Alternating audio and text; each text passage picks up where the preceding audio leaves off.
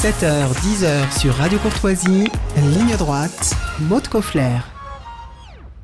Le conflit israélo-palestinien se poursuit avec son lot de victimes, de bombardements. Nous avons parlé notamment du Liban, des chrétiens libanais en particulier en début de semaine, victimes collatérales de ce conflit. Ce matin, nous allons surtout évoquer le sort des otages du Hamas. Ils sont une centaine selon les autorités israéliennes, dont 3 Français. Nous en parlons ce matin avec notre invitée Aurélie Assouline. Bonjour. Bonjour. Vous êtes adjointe au maire du 17e arrondissement de Paris et présidente du collectif du 7 octobre. Vous militez pour la libération de ces otages. En quoi consiste exactement ce collectif ? Eh bien, d'abord à visibiliser la cause des otages et à éviter que l'actualité chasse cette actualité-là. On estime que pour pouvoir mettre la pression sur la communauté internationale pour négocier leur libération, il faut qu'on continue à en parler et à faire rayonner leur histoire. Et donc, le collectif, c'est 5000 personnes qui collent les visages des otages sur toute la France, dans le cadre d'un mouvement global qui se fait à l'échelle internationale. Et nous avons un site internet, collectifdu7octobre.org, qui permet de lire la biographie de chacune de ces personnes pour les sortir des chiffres, parce que ce ne sont pas des numéros, et pour les humaniser, les replacer sur la carte de l'humanité. Vous considérez qu'on n'en parle pas assez en France de ces otages ? Absolument pas. Est-ce que tous les Français connaissent le nom des 3 Français qui sont encore otages aujourd'hui dans le Gaza ? J'en doute. Voilà. Alors nous l'avons dit, 3 otages français sont actuellement retenus par le Hamas. Il y a eu des échanges d'otages au mois de janvier, je crois, entre Israël et la Palestine. Mais la situation stagne depuis plusieurs semaines. Qu'est-ce que ça signifie selon vous ? Que ça va être très long et compliqué. Il y a cette nécessité de libérer les otages. Il y a la nécessité aussi d'éradiquer complètement le Hamas.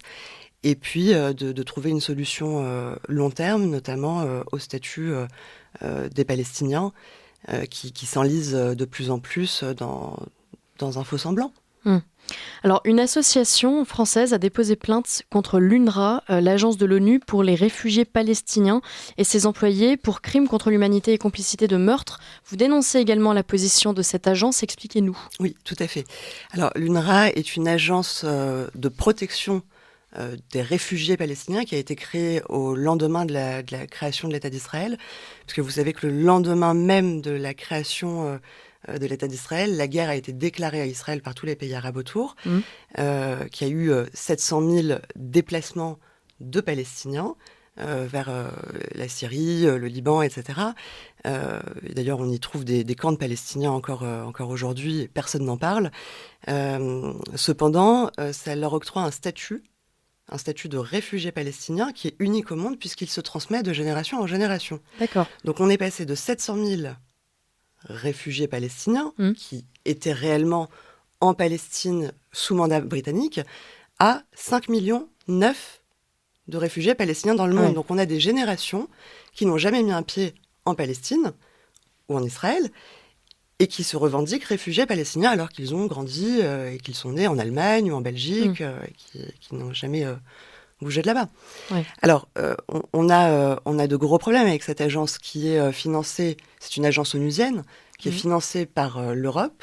Par exemple, cette année, 100 millions d'euros ont été versés par l'Europe à l'UNRWA, 60 millions par la France en direct. Ah ouais. Voilà. En sachant qu'il y a beaucoup d'autres financements directs des pays, parce qu'ils n'ont pas de ressources propres. C'est donc les pays, la communauté internationale qui finance cette agence. Et cette agence va financer des professeurs, des médecins, des infirmiers, etc. Cependant, ils ont une doctrine à l'UNRWA, c'est le retour des réfugiés palestiniens sur les terres, et non pas à Gaza et en Cisjordanie, mais à Jaffa, à Safed, enfin voilà, l'idée c'est de reconquérir Israël, qu'ils essaient de conquérir, puisque voilà, ça n'a jamais été autrement. Et on se rend compte, et on le savait, mais là on a maintenant des preuves, et puis la communauté internationale commence à s'y intéresser. Il y a de nombreux membres de l'UNRWA qui ont participé, notamment 12 aujourd'hui, dont on est sûr, qui ont participé au massacre du 7 octobre. Vous avez plus de 7000 personnes dans l'UNRWA, qui travaillent dans l'UNRWA, qui ont un membre de leur famille au premier degré qui est membre du Hamas. Donc, non, mais c'est grave, ce sont des gens qui travaillent pour une agence qui appartient à l'ONU, tout à fait, qui ont participé au massacre du 7 octobre, qui ont pris les armes. Tout à fait. Ce que je suis en train de vous dire, c'est que le contribuable français et d'autres pays, mais pays en des tout terroristes. cas, ce qui nous concerne, finance le terrorisme. Ok, d'accord. Tout à fait. Ah oui, donc effectivement, c'est pas sujet anodin. Et alors, donc vous militez évidemment pour empêcher ces financements de l'UNRWA. Est-ce que, alors, une association effectivement a déposé plainte contre cette agence. Comment procédez-vous avec votre collectif, par exemple Est-ce que le maire, peut-être même de l'arrondissement, du 10e arrondissement, vous soutient? Est-ce que politiquement, vous êtes soutenu dans vos démarches? Alors, sur le collectif 7 octobre, oui. Sur le sujet de l'UNRWA, je n'ai pas eu l'occasion d'en discuter avec lui, mais je n'en doute pas. Nous, on a une action qui est prévue dans les prochains jours. On va demander aux députés de demander une commission d'enquête parlementaire, parce qu'il est hors de question que nos impôts financent à la fois le terrorisme, mais aussi la haine du juif, puisque c'est ce qui est ce qu'on n'a pas dit aussi, c'est que donc ils financent aussi les livres scolaires. Et dans les livres scolaires, vous avez cette question du retour et de la haine du juif qui est clairement établie par des enquêtes qui ont déjà été menées. Ah, mais complètement. Vous pouvez retrouver des mots comme les juifs, ces idiots, prêteurs d'argent. Enfin, c'est de la propagande antisémite. J'ai envie de dire antisionisme, mais c'est la même chose. Oui, j'allais vous demander d'ailleurs, c'est quoi la différence entre l'antisémitisme et l'antisionisme ? L'antisionisme est un mot qui a été inventé pour être le nouvel habit de l'antisémitisme, en disant parce qu'on n'est pas d'accord avec la création de l'État d'Israël, on ne veut pas de l'État d'Israël, mais la réalité, et c'est l'objet du slogan From the river to the sea, Palestine will be free, c'est tout Israël, donc mettre tous les Juifs à la mer. Ouais.